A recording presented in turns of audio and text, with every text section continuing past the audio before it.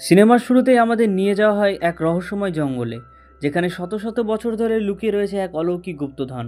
অসংখ্য অভিযাত্রী সেই রহস্যের খোঁজে এখানে এলেও কেউ সফল হয়ে ফিরতে পারেনি। বহু বছর আগে আগরে নামক এক দুর্ধর্ষ অভিযাত্রী তার পুরো দল নিয়ে এই জঙ্গলে প্রবেশ করে। তাদের একটাই লক্ষ্য, চাঁদের অশ্রু নামে এক পরিচিত রহস্যময় বস্তু খুঁজে বের করা। এই চাঁদের অশ্রু হলো এমন একটা গাছের ফুল যেটা যে কোনো রোগকে সারিয়ে দিতে পারে।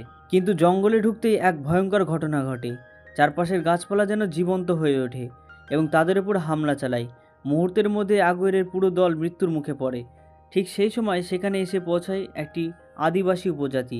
তারা আহত অভিযাত্রীদের উদ্ধার করে চিকিৎসা করে এবং তাদের প্রাণ বাঁচায়। কিন্তু আগরেরা ছিল অত্যন্ত লোভী ও নিষ্ঠুর। কৃতজ্ঞ হওয়ার বদলে তার মাথায় ঘুরছিল শুধু চাঁদের অশ্রু পাওয়ার চিন্তা। সে বুঝতে পারে এই উপজাতিরাই জঙ্গলের সব গোপন রহস্য জানে। তাই সে তার কাছ থেকে সেই চাবিটি চায় যা তার গলায় ঝুলছিল, যেটি দেখতে অনেকটা তীরের ফলার মতো, যা তাদেরকে চাঁদের অশ্রুর পথ দেখাতে পারে। কিন্তু উপজাতিরা তা দিতে অস্বীকার করে। নিজের ইচ্ছা পূরণ না হওয়ায় আগুয়েরে ভয়ঙ্কর রূপ ধারণ করে। সে পুরো উপজাতির ওপর হামলা চালিয়ে তাদের নির্মমভাবে হত্যা করে এবং জোর করে তীরের ফলাটি অর্থাৎ চাবিটি ছিনিয়ে নেয়। মৃত্যুর আগে উপজাতির প্রধান আগুয়েরে ও তার পুরো দলকে ভয়ঙ্কর অভিশাপ দেয়। সেই অভিশাপ অনুযায়ী তারা চিরকাল এই জঙ্গলে বন্দী হয়ে থাকবে, আর যদি কখনো আমাজন নদী পার হওয়ার চেষ্টা করে সঙ্গে সঙ্গে তারা পাথরে পরিণত হবে। এরপর কেটে যায় প্রায় 400 বছর। বর্তমান সময়ে পরিচিত হয় প্রত্নতত্ত্ববিদ ডক্টর লিলি হাটন ও তার ছোট ভাইয়ের সঙ্গে। তার ছোট ভাই সবাইকে চাঁদের অশ্রু সম্পর্কে জানায় যে এটি আসলে এক অলৌকিক গাছ যার ফুল ও পাতা দিয়ে প্রায় সব ধরনের রোগের চিকিৎসা করা সম্ভব। তাই পৃথিবীর বহু মানুষ এই গাছের খোঁজ করার জন্য মরিয়া হয়ে উঠেছে। সভা শেষ হওয়ার পর লিলি গোপনে একটি কক্ষে ঢুকে পড়ে। সেখানে একটি পুরনো বাক্সের ভেতর থেকে সে খুঁজে পায় সেই রহস্যময় তীরের ফলাটি। কিন্তু পালানোর সময় এক রাজপুত্র তাকে দেখে ফেলে। সে লিলিকে থামানোর চেষ্টা করে এবং হুমকি দেয়। বুদ্ধি খাটিয়ে লিলি খালি বাক্সটি তার দিকে ছুঁড়ে মেরে সেখান থেকে পালিয়ে যায়। এরপর সে তীরের ফলাটি নিয়ে নিজের ভাইয়ের কাছে ফিরে আসে। অন্যদিকে রাজপুত্র বুঝতে পারে যে আসলে তীরের ফলাটি চুরি হয়ে গেছে। রাগে সে লিলি ও তার ভাইকে গ্রেপ্তারের নির্দেশ দেয়। এদিকে লিলি সিদ্ধান্ত নেয় যেভাবেই হোক সে আমাজনের গভীর জঙ্গলে গিয়ে চাঁদের অশ্রু খুঁজে বের করবে। এরপর গল্পে প্রবেশ করে আরেক গুরুত্বপূর্ণ চরিত্র ফ্র্যাঙ্ক। সে একজন চতুর নৌকার মাঝি। সে পর্যটকদের জঙ্গল ঘুরিয়ে দেখে ভালো অর্থ উপার্জন করে। একদিন এক পাওনাদার তার কাছে ধার করা টাকা চাইতে আসে। টাকা ফেরত না পেয়ে সে ফ্র্যাঙ্কের নৌকার ইঞ্জিনে তালা লাগিয়ে দেয়। তবে ফ্র্যাঙ্ক লুকিয়ে রাখা চাবিটির জায়গা আগে থেকেই দেখতে পেয়েছিল। ঠিক তখনই লিলি সেখানে এসে একটি নৌকা ভাড়া করতে চায়। প্রথমে সে ফ্র্যাঙ্ককেই নৌকার মালিক ভেবে ভুল করে। পরে জানতে পারে যে সে আসলে একজন গাইড মাত্র। প্রথম দেখাতেই দুজনের মধ্যে তর্ক শুরু হয়ে যায়। লিলি ফ্র্যাঙ্ককে বিশ্বাস করতে চায় না, কিন্তু ফ্র্যাঙ্ক লিলির গলায় ঝুলে থাকা সেই রহস্যময় তীরের ফলাটি দেখে বুঝে যায় এই মেয়েটি তাকে বহুদিনের স্বপ্নের কাছে পৌঁছে দিতে পারে। তাই সে যে কোনোভাবে লিলিকে রাজি করানোর চেষ্টা করতে থাকে। এমন সময় হঠাৎ একটা চিতাবাঘ সেখানে চলে আসে। সবাই ভয়ে পালিয়ে গেলেও ফ্র্যাঙ্ক অসাধারণ সাহসিকতার সঙ্গে পরিস্থিতি সামলে নেয়। ফ্র্যাঙ্কের সাহস দেখে লিলি অবশেষে সিদ্ধান্ত নেয় এই বিপজ্জনক অভিযানে সে ফ্র্যাঙ্ককে নিজের পথ প্রদর্শক হিসেবে বেছে নেবে। ফ্র্যাঙ্ক আর লিলি অবশেষে অ্যামাজনের উদ্দেশ্যে রওনা দিতে যাচ্ছিল, কিন্তু নৌকা ছাড়ার আগে হঠাৎ কয়েকজন সশস্ত্র লোক এসে লিলিকে অপহরণ করে ফেলে। তারা তাকে জোর করে একটা খাঁচার ভেতরে বন্দি করে কাপড় দিয়ে ঢেকে দেয়। কিন্তু লিলি এত সহজে হার মানার মেয়ে নয়। বুদ্ধি খাটিয়ে সে খাঁচার তালা খুলে ফেলে। তারপর সেই খাঁচাটাকে অস্ত্র বানিয়ে একে একে সবাইকে আঘাত করতে থাকে। মুহূর্তের মধ্যে সবাইকে কাবু করে সেখান থেকে পালিয়ে যায়। আসলে এই লোকগুলোকে পাঠিয়েছে সেই রাজকুমার। তাদের উদ্দেশ্য ছিল যে কোনো মূল্যে লিলির কাছ থেকে সেই রহস্যময় তীরের ফলাটি ছিনিয়ে নেওয়া। পালাতে গিয়ে লিলি একটি উঁচু জায়গা থেকে নিচে পড়ে যায়, কিন্তু তখনই সেখানে পৌঁছে যায় ফ্র্যাঙ্ক। সে দ্রুত লিলিকে উঠে দাঁড়াতে সাহায্য করে এবং নিজে নদীতে ঝাঁপ দেয়। কিন্তু লিলি সাঁতার জানতো না, এমনকি পানিতেও ভয় পায়। তাই সে দড়ি বেয়ে নিচে নেমে কোনোভাবে নৌকায় উঠে পড়ে। এদিকে রাজকুমারও তাদের পিছু নিতে নিতে সেখানে পৌঁছে যায়। সে নিজের সাবমেরিন থেকে ফ্র্যাঙ্কের নৌকার লক্ষ্য করে একের পর এক গুলি চালাতে শুরু করে। কিন্তু ফ্র্যাঙ্ক অসাধারণ দক্ষতায় নৌকা চালিয়ে সব গুলি এড়িয়ে যায়। শুধু তাই নয়, রাজকুমার এবার দুটো টর্পেডো ছুড়ে দেয়। কিন্তু ফ্র্যাঙ্ক শেষ মুহূর্তে নৌকা সরিয়ে সবাইকে বাঁচিয়ে ফেলে। উল্টে রাজকুমারের সাবমেরিনে আটকে যায় আর ফ্র্যাঙ্করা নিরাপদে সামনে এগিয়ে যায়।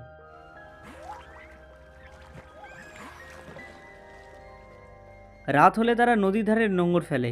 ফ্র্যাঙ্ক মাছ ধরে রাতের খাওয়ার ব্যবস্থা করে। খাওয়া শেষে লিলি আর ফ্র্যাঙ্ক নৌকার ওপর বসে গল্প করছিল। এমন সময় লিলির ভাই আতঙ্কিত হয়ে এসে জানায় নৌকায় একটি চিতাবাঘ উঠে এসেছে।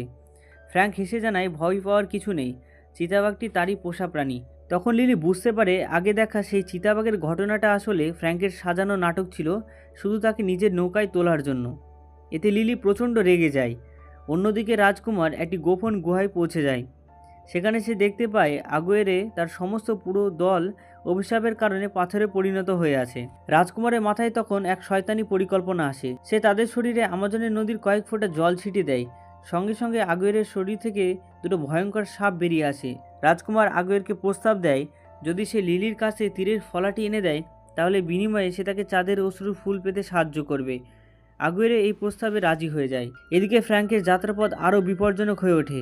হঠাৎই প্রবল ঝড় শুরু হয়। বিশাল ঢেউ আর ভয়ঙ্কর জলপ্রপাতের মাঝেও ফ্র্যাঙ্ক অসাধারণ দক্ষতায় নৌকা চালিয়ে সবাইকে মৃত্যুর মুখ থেকে ফিরিয়ে আনে।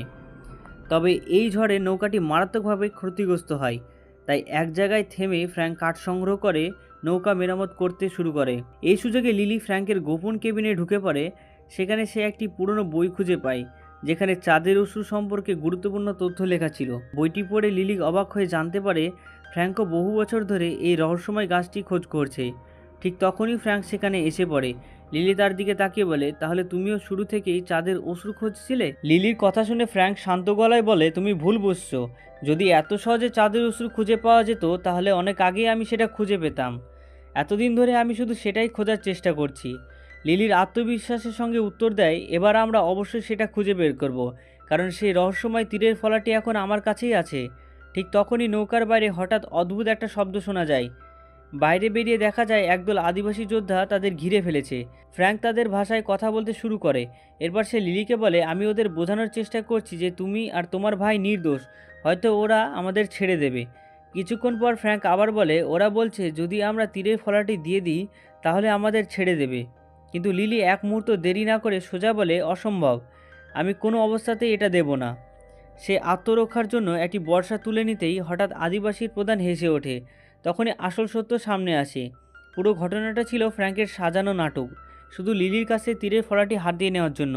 সত্যটা জানতে পেরে লিলি প্রচণ্ড রেগে যায় এবং সবার সামনে ফ্র্যাঙ্কে একটা জোরালো চড় মারে। এরপর আদিবাসী প্রধান তাদের একটি মানচিত্র দেখিয়ে গোপন পথের দিক নির্দেশনা বুঝিয়ে দেয়। লিলি ক্ষুব্ধ হয়ে বলে, এখন থেকে আমি একাই এগোবো, তোমাকে আর বিশ্বাস করি না। ফ্র্যাঙ্ক তাকে বোঝানোর চেষ্টা করে, এটা খুবই বিপজ্জনক জঙ্গল, তোমার সঙ্গে তোমার ছোট ভাইও আছে, আমার সাহায্য ছাড়া এখানে টিকে থাকা সহজ হবে না। কিন্তু লিলি কোনো কথাতেই রাজি ছিল না। ঠিক তখনই চারপাশের পরিবেশ বদলে যায়। হঠাৎ করেই সেখানে হাজির হয় অভিশপ্ত আগুয়েরে এবং তার ভয়ঙ্কর সঙ্গীরা। তাদের শরীর জুড়ে লতাপাতা, পোকামাকড় আর সাপ ঘুরে বেড়াচ্ছিল। বিশেষ করে আগুয়েরের শরীর থেকে বের হওয়া বিষধর সাপগুলোর দৃশ্যকে আরও ভয়ঙ্কর করে তুলেছিল। তাদের লক্ষ্য ছিল একটাই, লিলির গলায় ঝুলে থাকা রহস্যময় তীরের ফলাটি। মুহূর্তের মধ্যে ভয়ঙ্কর যুদ্ধ শুরু হয়ে যায়। ফ্র্যাঙ্ক একাই আগুয়েরে ও তার সঙ্গীদের সঙ্গে লড়াইয়ে নেমে পড়ে। এদিকে একজন আদিবাসী দ্রুত লিলিকে নিরাপদ স্থানে সরিয়ে নিয়ে যায়। লড়াইয়ের মাঝে এক শত্রু লিলির কাছ থেকে তীরের ফলাটি ছিনিয়ে নিয়ে অন্যজনের দিকে ছুড়ে দেয়। ফ্র্যাঙ্ক সেটি উদ্ধার করার চেষ্টা করলে আগুয়েরে তার আগেই ফলাটি নিজের দখলে নিয়ে নেয়।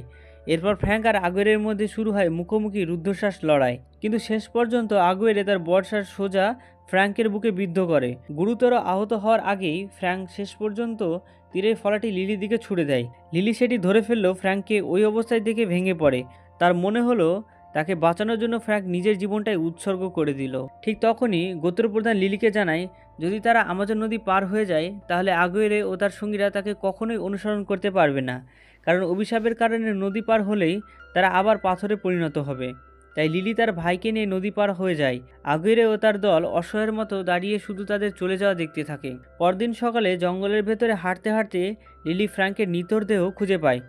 প্রথমে সে ভয় পেয়ে যায়, কিন্তু ভালো করে দেখে বুঝতে পারে ফ্র্যাঙ্ক এখনও বেঁচে আছে, শুধু তার বুকের তীরটা গেঁথে রয়েছে। ফ্র্যাঙ্ক শান্তভাবে বলে, ভয় পেও না, আমি এত সহজে মরব না, কারণ আমিও অভিশপ্ত। গত 400 বছর ধরে বারবার এভাবেই মরছি, আবার বেঁচে উঠছি। কথা শেষ হতেই লিলি এক ঝটকায় তার বুক থেকে তীরটা টেনে বের করে। এই দৃশ্য দেখে লিলির ছোট ভাই ভয়ে জ্ঞান হারিয়ে ফেলে। এরপর লিলি ও ফ্র্যাঙ্ক সিদ্ধান্ত নেয় যত দ্রুত সম্ভব চাঁদের অশ্রুর কাছে পৌঁছতে হবে, কারণ গোত্রপ্রধান আগেই বলেছিল শুধু চন্দ্রকলার সময় পর্যন্তই সেই ফুল কার্যকর থাকে, এরপর সেটি সম্পূর্ণ নিষ্ক্রিয় হয়ে পড়ে। তাই লিলি তার ভাইকে উপজাতিদের কাছেই রেখে যায়, কারণ সেখানে সে অনেক বেশি নিরাপদ থাকবে। পথে ফ্র্যাঙ্ক অবশেষে নিজের আসল পরিচয় প্রকাশ করে। সে জানায় সেও একসময় আগুয়েরের দলের সদস্য ছিল। তারা সবাই চাঁদের অশ্রু খুঁজছিল, কারণ আগুয়েরের মেয়ে ভীষণ অসুস্থ ছিল। কিন্তু যখন উপজাতিরা তীরের ফলাটি দিতে অস্বীকার করে, তখন আগুয়েরের পুরো গ্রাম ধ্বংস করে দেয়। আর সেই অপরাধের শাস্তি হিসেবে তাদের উপর নেমে আসে ভয়ঙ্কর অভিশাপ। ফ্র্যাঙ্ক আরও জানায় তিনি আগুয়েরের ও তার দলকে নদী পার করিয়েছিলেন, আর নদী পার হওয়ার সঙ্গে সঙ্গেই তারা সবাই পাথরে পরিণত হয়।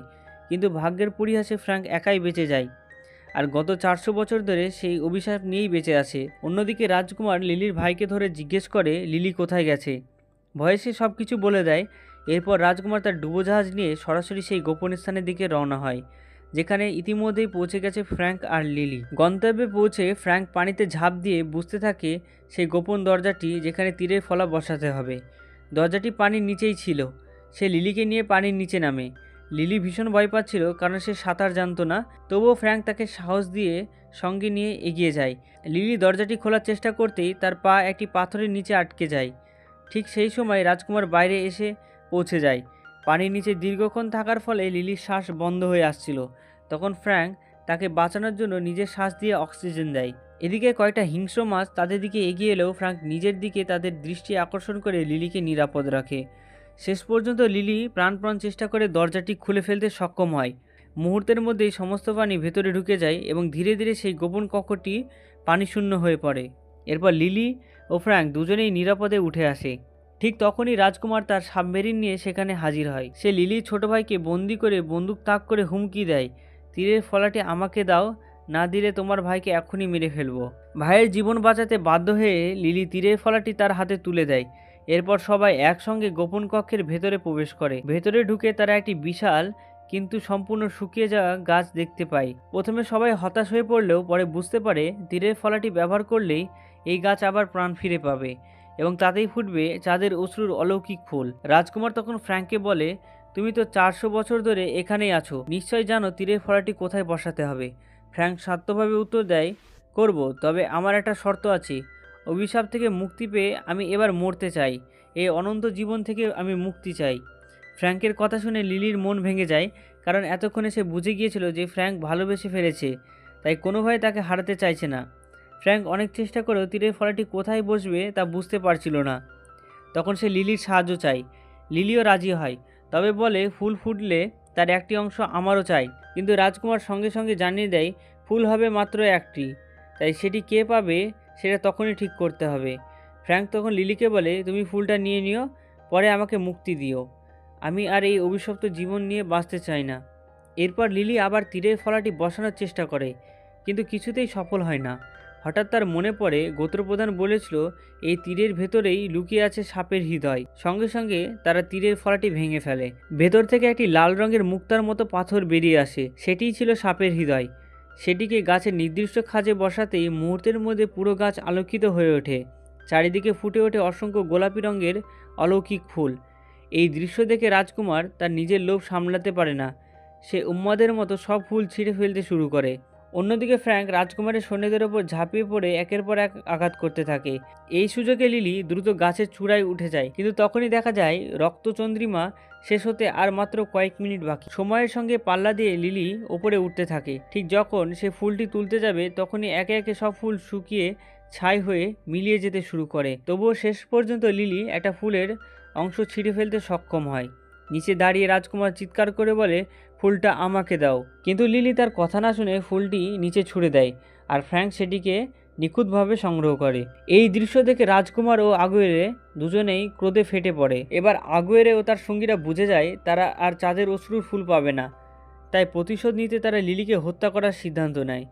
তাদের দৃষ্টি অন্যদিকে সরিয়ে দিতে ফ্র্যাঙ্ক ফুলটি নিজের কাছে রেখে নৌকা নিয়ে পালিয়ে যায়। ঠিক সেই সময় চিতাবাঘটি নিরাপদে লিলির ভাইকে তাদের কাছে পৌঁছে দেয়। এদিকে রাজকুমারও তাদের পিছু নিতে যাচ্ছিল, কিন্তু হঠাৎ বিশাল একটা পাথর তার ওপর ভেঙে পড়ে, আর সেখানেই তার মৃত্যু হয়। অন্যদিকে আগুয়েরে ও তার দল নির্দয়ভাবে ফ্র্যাঙ্কের পিছু ধাওয়া করতে থাকে। এদিকে লিলি কাপড়ে মোড়ানো সেই ছোট্ট ফুলটি খুঁজে পায়, যেটি ফ্র্যাঙ্ক আগে থেকেই তার ভাইয়ের হাতে তুলে দিয়েছিল। তখনই লিলি বুঝতে পারে নিজের জীবন বিপন্ন জেনেও ফ্র্যাঙ্ক তাকে বাঁচাতে চেয়েছিল।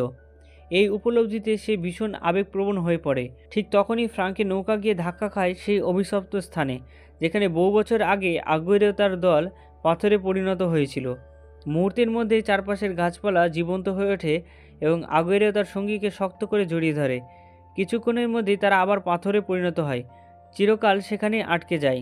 লিলি দৌড়ে এসে ফ্রাঙ্কের মুখে হাত রাখে, কিন্তু তার শরীরে কোনো সাড়া ছিল না। শেষ আশাটুকু নিয়ে সে সেই অলৌকিক ফুলটি ফ্রাঙ্কের মুখে দেয়, কিন্তু ফুলটি ধীরে ধীরে মিলে যায়, তবুও ফ্র্যাঙ্কের কোনো পরিবর্তন হয় না।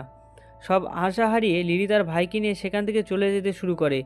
চিতাবাঘটিও চুপচাপ বসে থাকে, যেন সেও তার প্রিয় সঙ্গীকে হারিয়েছে। হঠাৎই চিতাবাঘটি ডাকে লিলির মনে নতুন করে আশার আলো জ্বলে ওঠে। সে দ্রুত ফিরে এসে দেখে ফ্র্যাঙ্ক ধীরে ধীরে জ্ঞান ফিরে পাচ্ছে। তার শরীর থেকে এবার সত্যিকারের রক্ত ঝরছে, অর্থাৎ সে অবশেষে অভিশাপ মুক্ত হয়েছে এবং আবারও একজন সাধারণ মানুষে পরিণত হয়েছে। খুশিতে লিলি তাকে জড়িয়ে ধরে, তার ভাইও আনন্দে আত্মহারা হয়ে যায়। চিতাবাঘটিও তাদের সঙ্গে যোগ দেয়।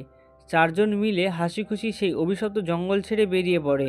বিদায় নেওয়ার আগে তারা দেখতে পায় গাছে এখনও একটি ফুল অবশিষ্ট রয়েছে। লিলি সেটি নিয়ে নিজের দেশে ফিরে যায় এবং সেই ফুলের সাহায্যে যুগান্তকারী ওষুধ তৈরি করে। খুব অল্প সময়ের মধ্যে লিলি ও তার ভাই সারা বিশ্বের কাছে বিখ্যাত হয়ে ওঠে। অবশেষে দেখা যায় লিলি নতুন পৃথিবীর সঙ্গে ফ্র্যাঙ্ককে পরিচয় করে দিচ্ছে। সে তাকে গাড়ি চালানো শেখাচ্ছে, আর গাড়ির পেছনে সিটে নিশ্চিন্তে বসে আছে তাদের প্রিয় চিতাবাঘটি। লন্ডনের রাস্তায় হাসতে হাসতে গাড়ি চালাতে চালাতেই তাদের নতুন জীবনের যাত্রা শুরু হয়। আর ঠিকঠাক এই সুন্দর মুহূর্তেই শেষ হয় জঙ্গল ক্রুজ মুভির গল্প। তো আশা করছি মুভিটি ভালো লেগেছে। ভিডিওটি ভালো লাগলে অবশ্যই একটা লাইক করবেন, বন্ধুদের সাথে শেয়ার করবেন, আর এমন আরও দুর্দান্ত মুভির গল্প শুনতে আমার চ্যানেলটি অবশ্যই সাবস্ক্রাইব করবেন। তো thanks for watch this video.